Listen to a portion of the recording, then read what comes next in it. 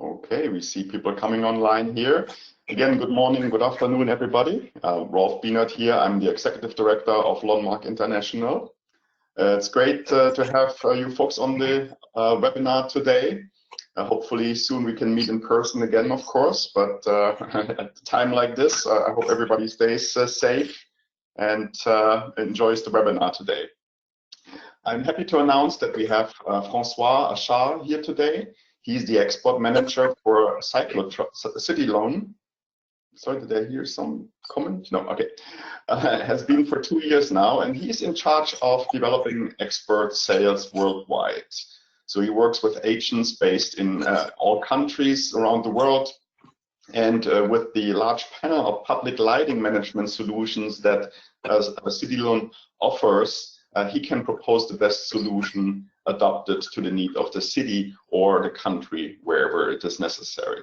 So the presentation today, titled Public Lighting, the Way to Your Smart City, really looks at what exactly is a smart city, why should cities in general become smart cities, and so on and so forth.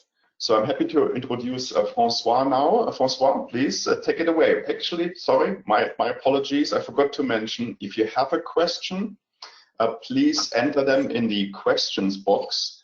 And that is part of the GoToWebinar tool. You will see that in the toolkit as one of the tabs. You can open that and send us a question. We will answer these questions after the presentation.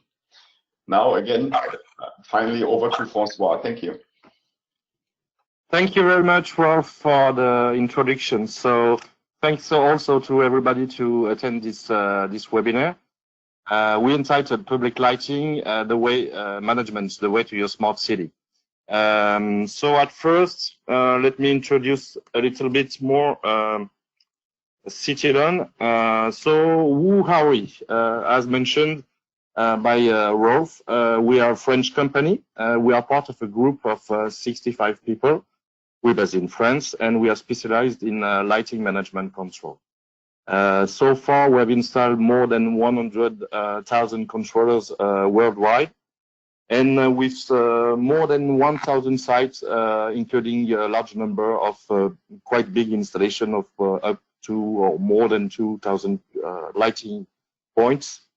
And currently, we are doing approximately 20% of our turnover in export sales. And I've been in the company for 2 years, as mentioned by Rolf previously.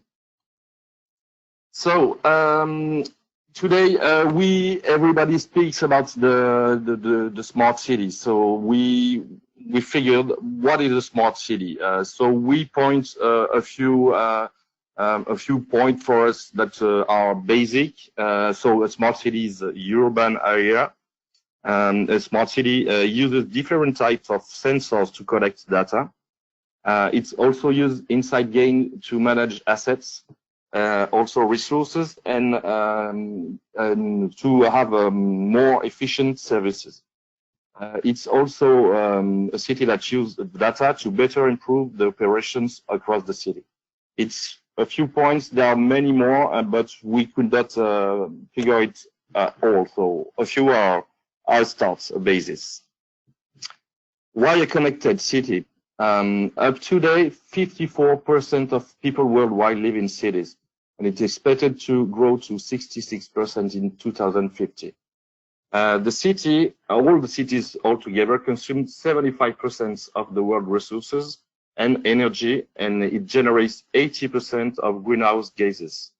But the occupation of space is only 2% of the world's territory. So it's small space, but huge consumptions and of resources and huge generation of greenhouse gases.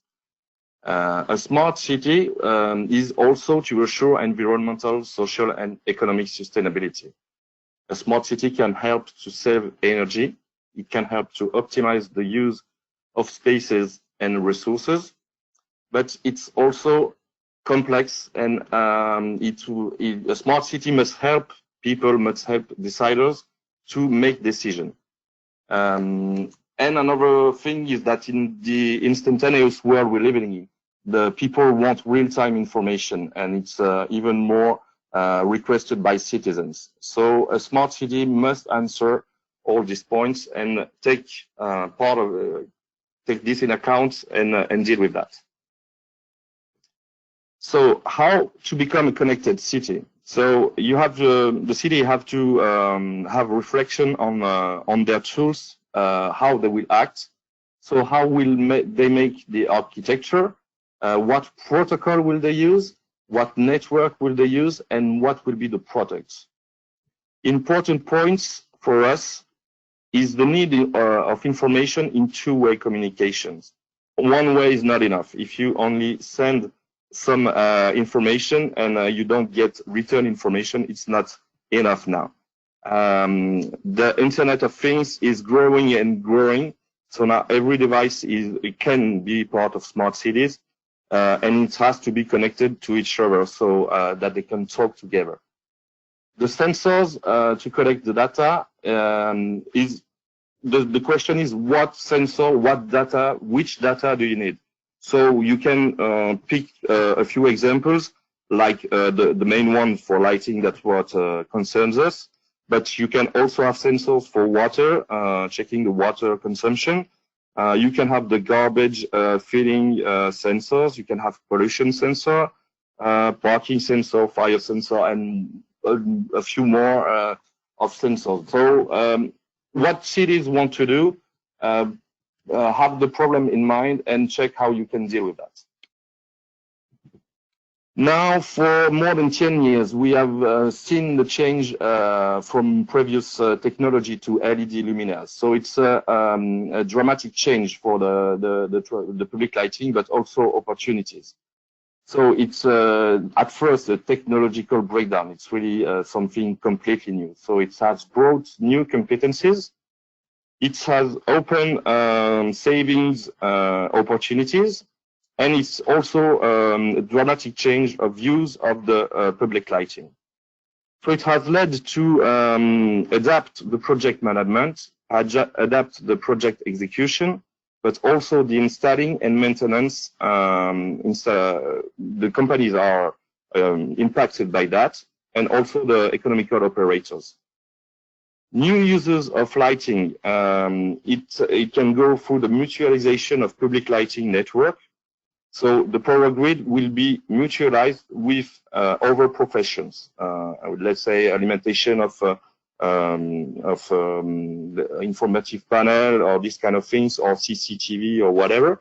And public lighting also can be in junction with presence detection, only enlight when there are people, when there are cars or whatever.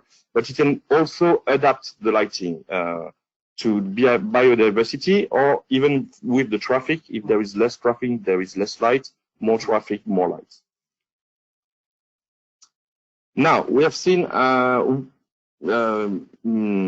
let's say, why we should become a smart city, and now how we will become a smart city. So with this little drawing, we have pictures a street, where you can see that we install in the luminaire one controller in each luminaire, so I pointed out, and they communicate with the LoanWorks protocol. We use the power grid to transmit the PLC signal.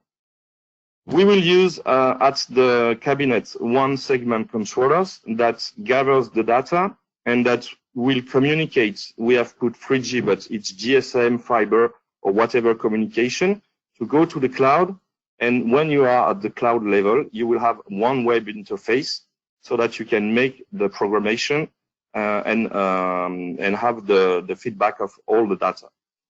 So once again, one node in each pole. We can add sensors also, like presence sensors.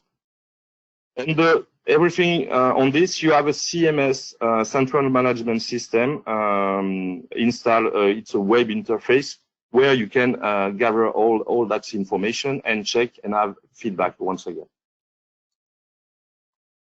And also we can see that the information panel that is powered by the public lighting grid. There is no addition of new power grid. you can use the one of the public lighting, because the lighting management system helps you to only enlight at the hours you want. So you can have a 24/7 power grid and use it for other applications. So what are the advantages of connected city through public lighting? One of the most actionable and ready to implement is that the network is already existing. So you don't have to add an additional grid. The public lighting network can be mutualized now or later. If you don't want to use it now, then you can use it later. It's up to you. It avoids to create new electrical supply points, so no need to make additional works. It can avoid new subscription of communication. Other equipments are used in the same communication and have other applications. You will have energy saving from the lighting management that you can reinvest in the smart city or whatever you want to reinvest in. The lighting is even more intelligent and can be able to be adapted to its environment thanks to the sensors. So we talked about pedestrian detection, vehicle detection, but you can also adjust the color of lighting and also adjust the lighting atmosphere. It means that if you want to enlight more or less, depending on whatever aspect you want, you can do that. There are a few points. Again, it's not exhaustive, but we have pointed out some attention marks on what a smart city can have to think over to be smart. They have to be aware of investments and functioning costs, because at first there is the investment, but there is after the functioning cost, and sometimes people are not aware of that. Now, yeah, the communication, the communication and also the maintenance and everything has a cost. So people may not be aware of that once again, and you have to pay attention to this, because it's also separated in CapEx and OpEx. Now, who pay for the data collection? Who pay for what if there are applications? So you have to figure it out at first when you build the scheme, the architecture you want to build. Is there value for money between the cost and benefits? So you have to put that down and check what it will cost you and what would be the benefits you would get back. Which data is interesting to be collected? Not all data are interesting to be collected. People want to collect as many information as they can, and they say afterwards, we have it and we will see how we treat it. Sometimes you don't have to collect it at all and you can save money. So it's also how you see the thing. What about confidentiality of data? I put Big Brother because everybody knows Big Brother. So there is also this aspect that you must be aware of, is that sometimes the data is something not relevant, but sometimes it can go inside the privacy. So you have to pay attention to that. There is also something you must have in mind is the evolutivity. As I saw previously, we live in a constant moving world. There will be new technology, there will be new protocols. So you have to pay attention to that. So open and interoperable or proprietary system. I think you guess what will be my answer to this question, but people can ask this question to themselves. What is the security of the system? It's different from the confidentiality. It's how can you get the data? Is it safe or isn't safe enough? The management also of mentality is changing. So different profession in the city may not see the things the same way, and you have to discuss with them and check what is the best mix to so that everybody is happy with the solution. And there is also an organization to implement all that. It means that you have to have people inside the city that take care of all this architecture and that manage that. Now that we have seen what is a smart city, how to become a smart city, we can give you a few examples of some city-learn words. So the first one is Quétreville-sur-Sienne. So I will go from basic uses then to much more complicated ones. So at Quétreville-sur-Sienne, there is only a power supply of a radar speed sign and a power supply of CCTV cameras. That means that the lighting management system has been added so that the power grid is 24/7 and the light is on only at night when the setting is done. But it can power the radar speed sign for this example and the CCTV cameras the whole day long, not only when the light is on. Another example with the drawing, sometimes it's explained a little bit more. So once again, you have the lighting management system. You can see the CMS on top left here. With the computer, there is the segment controller inside the cabinet. You make the programming, all the setting here, or you can go directly to the segment controller. Then you add one OLC, one outdoor lighting controller inside each mast. You can add presence detector. We didn't put it here, but you can if you want. You will have return information of defects, and then you can use the power grid to other application, here informative panels. Another example, a little bit more complicated, we have made in Le Havre. So the basic request was to adapt the lighting according to the traffic.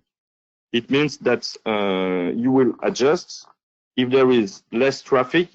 I think the countage is every 15 minutes, if I'm not wrong, and every 15 minutes the CMS check with the setting that has been entered. If there is a lot of traffic, it will give more light. If there is less traffic, it will give less light. So how it is equipped? So in each pole, there is one OLC for the management and one Doppler radar so that you can check and count the number of cars that pass by the radar. So once again, the main intelligence, the main overview is done by the setting. It's a special development that we made for this city. It's not something you have on catalog. You have to develop to make the programming. And thanks to that, we have answered to the request of the Le Havre city. Another example at Les Mureaux. They wanted to also use the existing network, the power grid, for other elements in the city. So a few figures, it's quite a middle city, so 32,000 inhabitants, 4,300 lighting points. The need was to save energy and create a basis for the smart city. So they have installed the remote control lighting point management. They have the global supervision of the system, so the CMS. And with the network powered 24/7, they can use it once again to use to power other equipments like CCTVs, like parking information, advertising panel, Wi-Fi, or whatever. One interesting example that we wanted to point out also, we participate in an FUE. So FUE, it's a ministerial fund in France.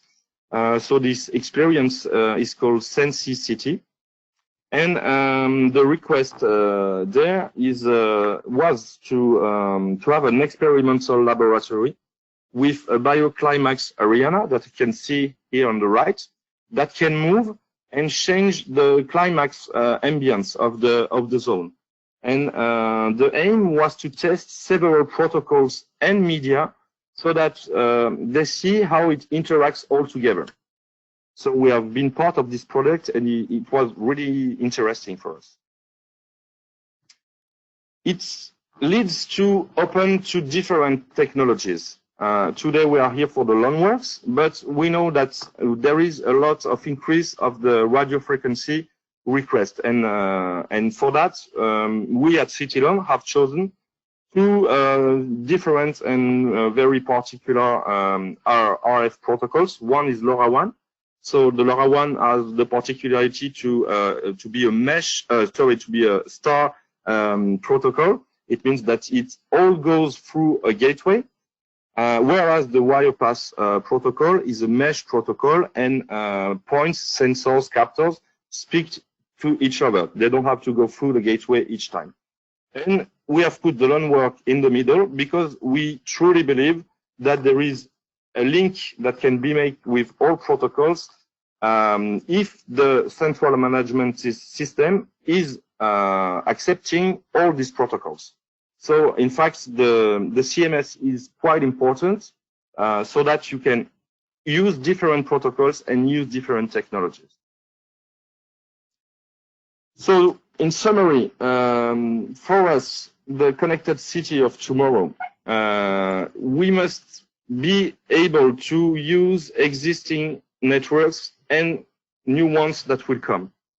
There are also, we don't believe it will last for long, but ferromagnetic ballast, and they are and the electronic with the DALI are increasing a lot. But sometimes, people just invested in last technology of ferromagnetic, and they need to have lighting management, whatever. The interoperability for us is really the main point. So the loanworks is the protocol we used from the start of CityLoan, and as told just the slide before. Now we open and to new media and new protocols, new technology, but same with the DNA to be open and interoperable. It has to be a qualitative communication protocol. So the loanworks for this is one of the best with the repeating function. It communicates through the existing networks, and there is no need to make additional roadway works, and no need to wire or have antennas to the existing installations. And we also added the Bluetooth because we have developed some smartphone application for consulting the programming, or to make local for standalone solution local programming. So this will increase more and more. We know that some competitors already do that also, but this is something really important. But because you can interact locally with the luminaire, if it is equipped with a controller, with a cabinet controller also, if you have the right technology. So here it is. I hope you enjoyed this webinar. And if you have any question, then feel free to ask. I will be happy to try to answer. Thank you so much, François. This was really, really interesting. In fact, we do have a couple of questions here. So let me just change windows on my end here.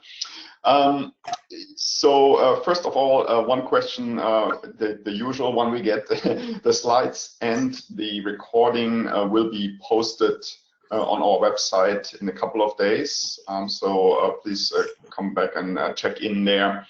And then I think, François, we are seeing your screen. Ah, sorry. Yeah. David Bottomley, I think basically you had a comment here. I'm not sure if you're hiding a question, but it sounds like there is a bit of a how should we say, dilemma between having too much light, so light pollution to some extent, and also on the other hand, of course, safety for pedestrians and such. I think this might be more common in the US here. But David, if you wanted to kind of have a quick discussion on this, I'm also happy to unmute you here for a second. So we have a few minutes, so David, I'm going to do that right now. I think you might also need to unmute on your end if you wanted to have a quick chat on that. I don't know, François, if you have, Francis, if you have any particular insights on what is too much light and what is too little. Yeah, David is now. There is no, let's say, there is no scale for that. It's there are standards, like we have French standards, there are European standards, and other countries have standards. The thing that we like to say is that you have to enlight just what is needed. So sometimes there will be cities that want full light because of security, because of other reasons. And you can, it's their decision. But now with the ecological thinking, we believe that it's better to have a low level of lighting and to add sensors and only go to, let's say, full or more lighting only when needed. Excellent. I mean, in the U.S., I'm familiar. I'm not an engineer or planner or anything like that, but I've been involved with transportation as a volunteer for over 10 years. And the U.S. does have standards for, I think it's Federal Highway Administration on street lighting and design and all that. I know FDOT just follows suit with that. But the idea of going to dim lighting when there's, say, no pedestrian or vehicle traffic, I think that's a great idea. And then full lighting when the motion criteria is satisfied.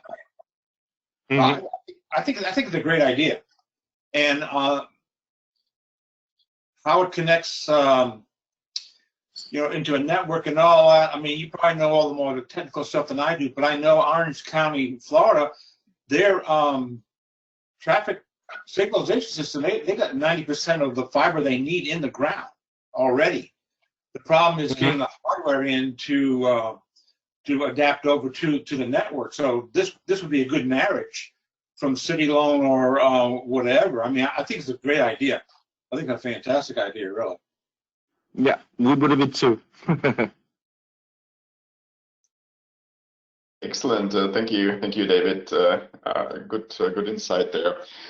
There's another question here. I mean, you talked a little bit about how to become a smart city, but could you elaborate just a little bit on what are the requirements, or what should already be there? So in a sense, what are the prerequisites for becoming a smart city? Does there need to be some kind of infrastructure already in place, or how can it be achieved?